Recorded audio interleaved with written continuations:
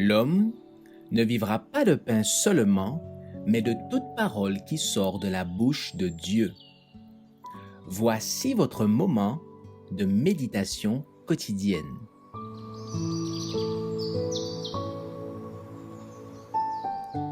Maranatha.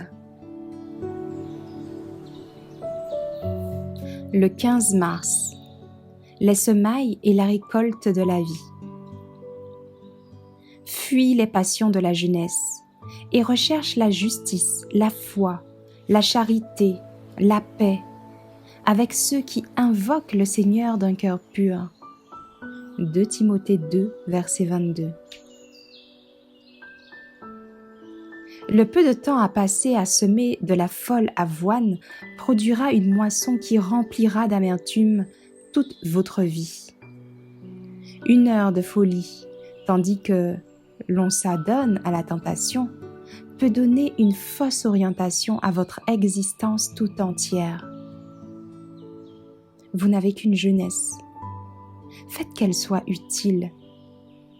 Une fois que vous vous êtes engagé sur une certaine voie, vous ne pouvez plus jamais revenir en arrière pour corriger vos erreurs.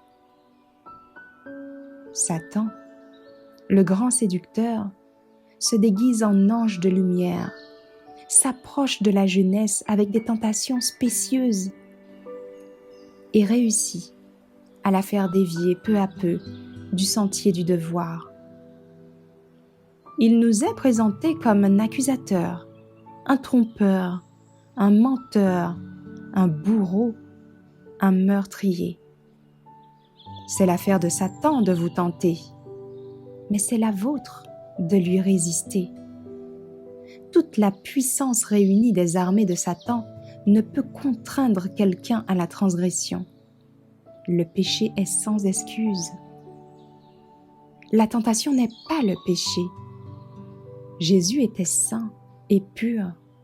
Cependant, il fut tenté en toutes choses comme nous le sommes, même avec une puissance que l'homme ne sera jamais appelé à supporter.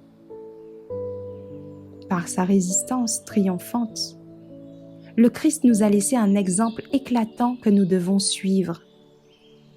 Si nous avons confiance en nous-mêmes, en notre propre justice, nous succomberons à la tentation. Mais si nous regardons à Jésus, et si nous nous confions en lui, nous serons secourus par celui qui a triomphé de l'ennemi sur le champ de bataille. Et à chaque tentation, il nous donnera le moyen d'en sortir victorieux.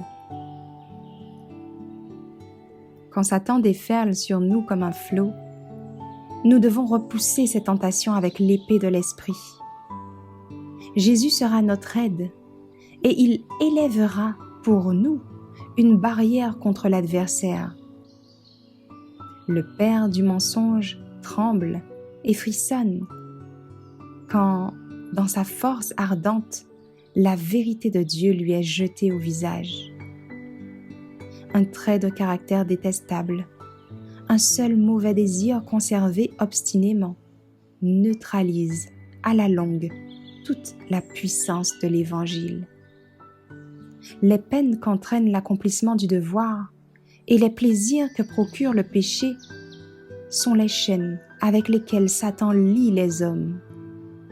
Seuls seront trouvés fidèles ceux qui préfèrent mourir plutôt que de consentir à une action mauvaise.